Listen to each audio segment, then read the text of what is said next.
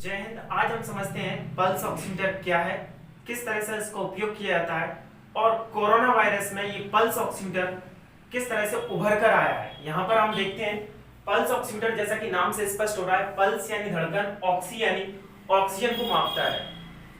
ये क्या करता है कि इस पल्स ऑक्सीमीटर में इंफ्रारेड रेज होती हैं। ये रेज हमारे शरीर में जो भी हलचल या गतिविधियां होती हैं उसकी जो है जांच करता है, यानी उसका मापन करता है। इसका उपयोग किस तरह से करना है, आप यदि दाएं हाथ से अधिक कार्य करते हैं, यानी इस हाथ से अधिक कार्य करते हैं, तो आपको इस वाले हाथ की पहली उंगली पर इस ऑक्सीमीटर को लगाना है। यदि आप बाएं हाथ यानी इस वाले हाथ से अधिक कार्य करते हैं, तो इस वाले हाथ की आपको ये फर्स्ट वाली जो फिंगर होती है, इस पर इस ऑक्सीमीटर को आपको लगाना है। इसके बाद इसमें एक छोटा सा बटन होता है, उस बटन को आपको चालू करना है और आप कुछ सेकंड या 1 मिनट बाद देखते हैं कि इसमें हमको कुछ जो है वैल्यूज दिखाई देती हैं और उन वैल्यूज से ही निर्धारण होता है कि हमारे अंदर कोरोना वायरस का संक्रमण है या नहीं, या फिर हम स्वस्थ हैं या फिर अस्वस्थ। तो यहाँ पर इसमें 3 चीजें बहुत महत्वपूर्ण होती हैं। पहली होती है सैचुरेटेड पल्स ऑक्सीजन, इसका जो परसेंटेज होता है यानी SpO2। यहाँ पर आपको O2 से समझ में आ रहा होगा कि इसमें ऑक्सीजन का परसेंटेज कितना है, यानी हमारे अंदर ऑक्सीजन का जो परसेंटेज है वो लेवल है वो कितना है, यानी 94 होना चाहिए, जो कि एक निर्धारित वैल्यू है।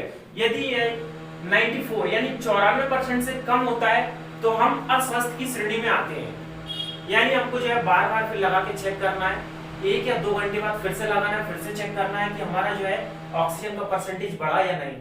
फिर यदि ये कम होता है यानी लगभग 80% के आसपास होता है तो हम गंभीर स्थिति में, इस स्थिति में हमारा जो ऑक्सीजन लेवल है वो बहुत कम हो जाता है। इसमें हमको जो है डॉक्टर की सलाह लेना है और या फिर हमको जो है अस्पताल में जाके जांच करवाना है कि कहीं हमें जो है वायरस अधिक जो है संक्रमित तो नहीं कर रहा है।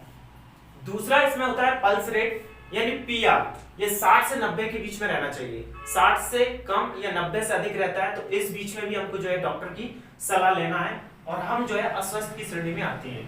तीसरा हमारा परफ्यूज इंडेक्स, ये इतना काम का नहीं है लेकिन फिर भी ये दे रखा है, इसका फिर भी उपयोग होता है, यानी PI ये 2 से 20 के बीच में रहना चाहिए। 2 से 20 के बीच में रहना चाहिए। यदि ये 0.5 से कम आता है तो हम जो है गंभीर स्थिति में आ सकते हैं, तो इसका भी आप विशेष ध्यान रखिएगा। तो ये पल्स ऑक्सीमीटर में जो तीनों चीजों का मापन होता है और ये हमको जो है बताती हैं कि हम संक्रमित हैं या नहीं, या फिर हम स्वस्थ हैं या फिर नहीं। इसके अलावा हम देख रहे हैं कि अभी कोरोना वायरस को हमको 4 प्रकार देखने को मिले। पहला प्राइमरी प्रकार जो 2020 में स्टार्ट हुआ था चीन के वुहान शहर से। दूसरा जो इसका प्रकार है वो है रीइंफेक्टेड, यानी हम कुछ महीने पहले कोरोना वायरस से संक्रमित हो गए थे, रिपोर्ट हमारी पॉजिटिव आई थी, फिर बाद में रिपोर्ट नेगेटिव हो गई थी, लेकिन कुछ महीने बाद पुनः हमको जो है कोरोना वायरस का संक्रमण हो जाता है और हमारी रिपोर्ट जो है पॉजिटिव आ जाती है, तो ये रीइंफेक्टेड होता है। तीसरा न्यू स्ट्रेन 2021 जो अभी फिलहाल में 2021 में चल रहा है, जो कि अप्रैल से अपना बहुत बड़ा एरिया इसने कवर कर लिया है कोरोना वायरस में।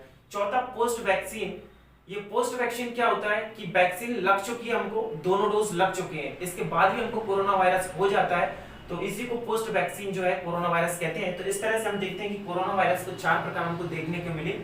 इसमें जो 3 प्रकार है वो इतने ज्यादा खतरनाक नहीं है, लेकिन ये तीसरा वाला जो है न्यू स्ट्रेन 2021 जो अभी चल रहा है ये बहुत खतरनाक है। इसमें आपको बहुत अधिक सावधानियां रखना है, घर से आपको कम से कम निकलना है, मास्क सैनिटाइजर इसका अधिक से अधिक आपको उपयोग करना है, आप जितना हो सके उतना घर के अंदर रहिएगा, बाहर लोगों से कम मिलिएगा। इसके अलावा आपको फिर भी लगता है कि आपका जो लेवल कम हो रहा है, आप कोरोना वायरस से थोड़े बहुत संक्रमित हो जाते हो, आप यदि घर में आइसोलेट हो, तो इसमें आपको कुछ जो है सावधानियां रखना है। सावधानियों के रखने के साथ साथ कुछ चीजों का आपको सेवन करना है। इसमें विटामिन C और जिंक ये बहुत महत्वपूर्ण है, इनका आपको विशेष ध्यान रखना है। विटामिन C आपको अधिक से अधिक लेना है, इसके अलावा जिंक की मात्रा आपको जो अपने शरीर में बनाए रखना है। शुगर वाले मरीजों को बहुत ध्यान रखना है, इसमें आपको ये ध्यान रखना है कि आप यदि इससे संक्रमित हो जाते हैं कोरोना वायरस से, तो इसमें आपको जिंक की मात्रा अधिक लेना है, क्योंकि ये कोरोना वायरस शुगर वाले मरीजों को बहुत ज्यादा इन्फेक्टेड कर रहा है। इसमें क्या होता है, शुगर वाले मरीजों में वैसे ही जिंक की मात्रा कम होती है, यदि आपकी जिंक की मात्रा कम होती है तो कोरोना वायरस की मात्रा अधिक होती है, ये और भी घातक हो जाता है। तो इस बात का आपको विशेष ध्यान रखना है, शुगर वाले मरीजों को अधिक से अधिक जिंक की मात्रा लेना है। इसके अलावा विटामिन C में आपको आंवला, खट्टे फल ये लेना है और इसके अलावा आप जो है संतरे का भी सेवन कर सकते हैं, इसमें भी विटामिन सी पाया जाता है। एक आंवले में लगभग 7 से 8 नींबू के बराबर जो विटामिन सी पाया जाता है, तो इसीलिए आप जो है आंवले का उपयोग कर सकते हैं, या जो सूखा आंवला आता है उसका भी जो उपयोग कर सकते हैं। दूध जिंक में बहुत महत्वपूर्ण होता है, आप जो है दूध का सेवन कीजिएगा। मल्टीविटामिन जो टैबलेट आती है उनमें जिंक वाली जो टैबलेट होती है उनका भी जो उपयोग कीजिएगा।